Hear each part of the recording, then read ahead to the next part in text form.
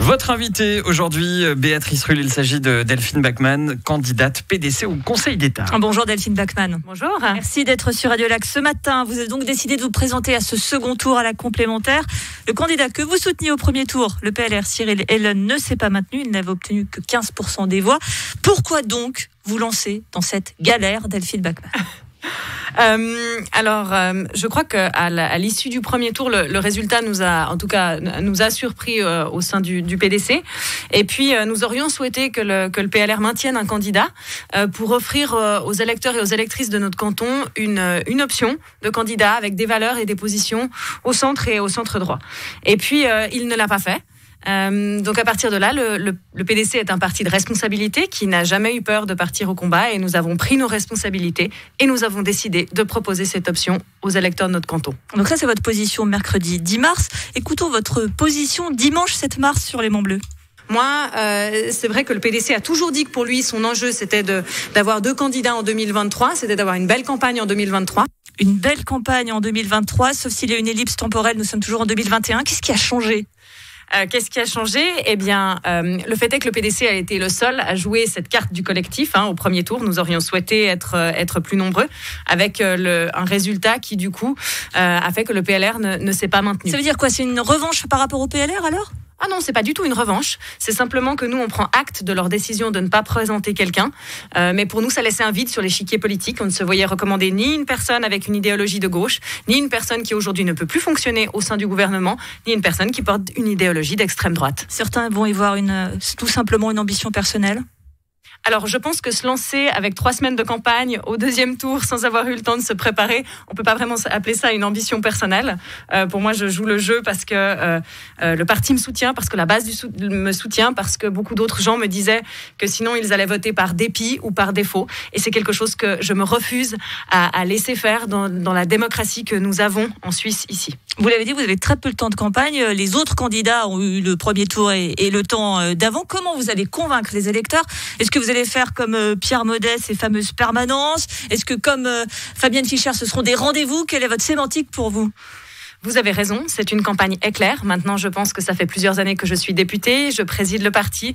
Je pense avoir une certaine, popularité. Quand même, les gens savent qui je suis. On s'arrête dans la rue, waouh, c'est Non, je n'en suis pas encore à ce stade, mais je pense qu'en politique, oui. Et puis, surtout, je rappelle que mon engagement au Grand Conseil dans le cadre de cette crise ne date pas d'hier. Ça fait plus d'un an. Mais les gens qui nous écoutent, pardonnez-moi, ils sont peu nombreux quand même à suivre l'actualité du Grand Conseil. Ils savent presque pas toujours qui est d'ailleurs, comment est composé le Conseil d'État. Comment à eux vous allez vous adresser ? Qu'est-ce que vous voulez leur dire ? Quelles sont vos priorités ?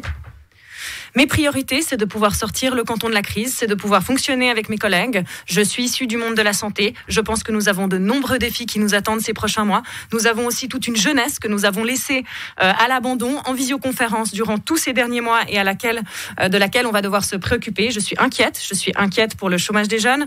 Je suis inquiète pour nos entreprises que j'ai toujours soutenues au travers de mes actions au Grand Conseil. Et puis, ce sont ces axes de campagne que je vais développer.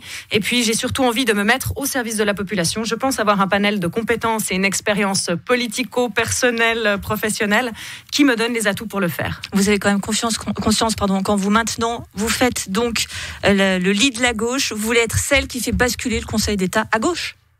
Alors aujourd'hui, je ne sais pas quelle est la majorité du Conseil d'État, puisque nous avons que 6 conseillers d'État, il y en a un qui n'y est plus. Donc je ne crois pas qu'on peut parler aujourd'hui de majorité de gauche ou de droite au sein du Conseil d'État. Au prochain, si c'est Fabienne Fischer, ce sera à gauche. Et puis la deuxième chose peut-être, c'est... Je ne souhaite pas que les gens votent, et je ne sais pas si c'est aujourd'hui l'envie du peuple de voter par mathématiques. Je pense qu'on vote pour des personnes, je pense qu'on vote pour une vision, et je pense qu'on vote pour des valeurs. Et j'ai à cœur de croire que c'est encore ce que l'on souhaite faire dans ce pays. Donc certes, mes chances sont peut-être plus minces que celles des autres, mais il n'empêche que quand on y va, moi j'y vais pour gagner, et j'y vais avec beaucoup d'enthousiasme et d'envie. Tout de même, les gens qui nous écoutent là se disent, on comprend plus trop. Il n'y avait pas de PDC, il y avait un PLR qu'on a mis en troisième. Il y a quand même eu un vote des Genevois qui était assez clair, que l'on soit d'accord ou pas.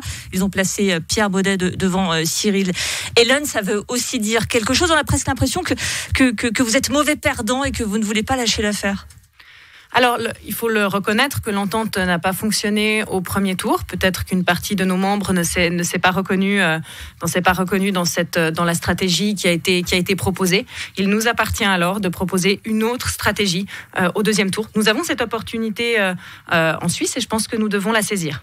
Je vous laisse terminer cette phrase. Moi, Delphine Bachmann, conseillère d'État, je m'engage à être au service de la population au quotidien et à aider notre canton à sortir de cette crise. Merci Delphine Bachmann, candidate PDC au Conseil d'État et donc deuxième tour et un peu le premier pour vous le 28 mars prochain. Merci à vous. Merci. 7h43.